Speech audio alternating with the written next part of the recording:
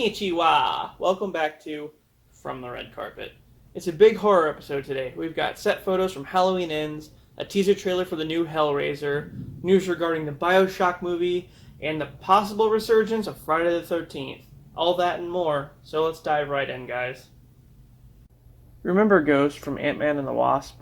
Well, actress Hannah John-Kamen is not returning to the MCU as that character. Instead, she's filming a movie called The Climb, leaving MCU to recast the role for Thunderbolts. It's not a huge deal because whoever they recast can just wear a mask the whole time, but it still sucks because I like that actress. We have a new photo that shows Riri Williams' Mark II armor and Wakanda Forever.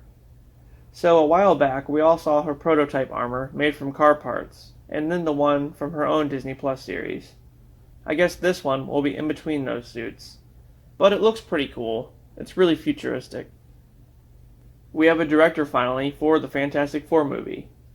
At first, John Watts, who directed the Spider-Man films, was going to take on the Fantastic Four, but he said he wanted to take a break from superhero stuff for a while. What a bitch.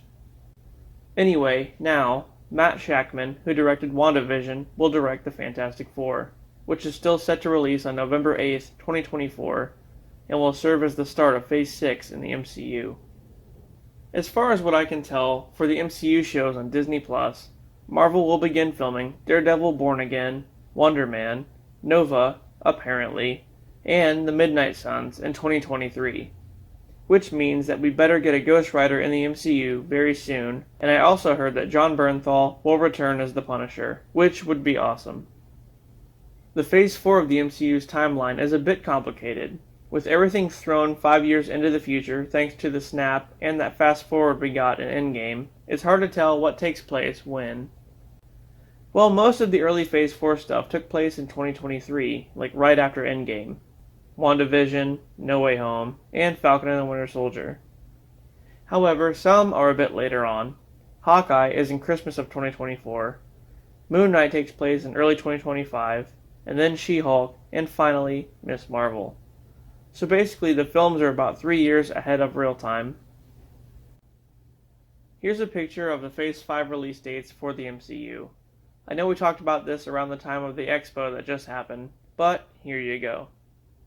Quantumania on February 17th, Secret Invasion in the spring, Guardians 3 on May 5th, Echo and Loki Season 2 in the summer, The Marvels on July 28th, Ironheart in the fall, Blade on November 3rd, Agatha, Coven of Chaos in the winter, and then some 2024 dates as well. Daredevil Born Again in the spring, Captain America 4 on May 3rd, and finally, the Thunderbolts on July 26th. That's a lot to look forward to. So, Warner Brothers is actually having a funeral for the Batgirl movie. After completely trashing it, Warner Brothers is now going to literally destroy all the footage to show the IRS that they will not profit from the film, therefore ensuring a tax write-off. Also, they're holding a final screening for the film, which they're calling a funeral, for the people who worked on the film to see it one last time.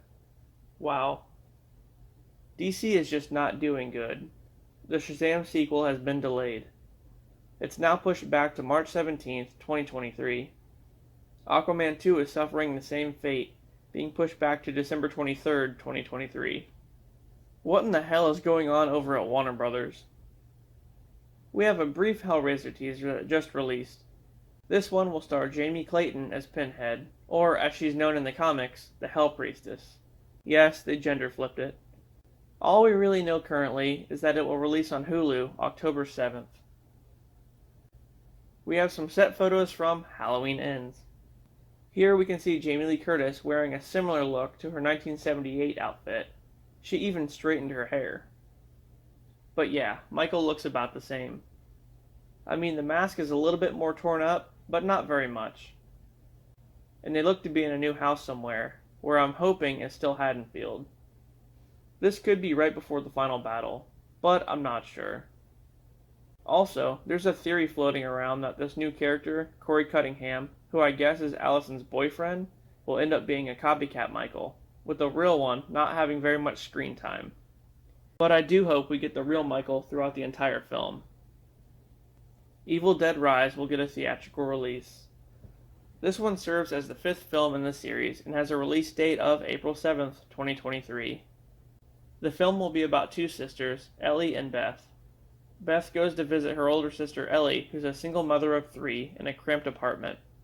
Not too long after she shows up, the sisters find the Necronomicon hidden in the building, which results in demons showing up and putting Beth on a collision course with Deadites. So The Nun is getting a sequel.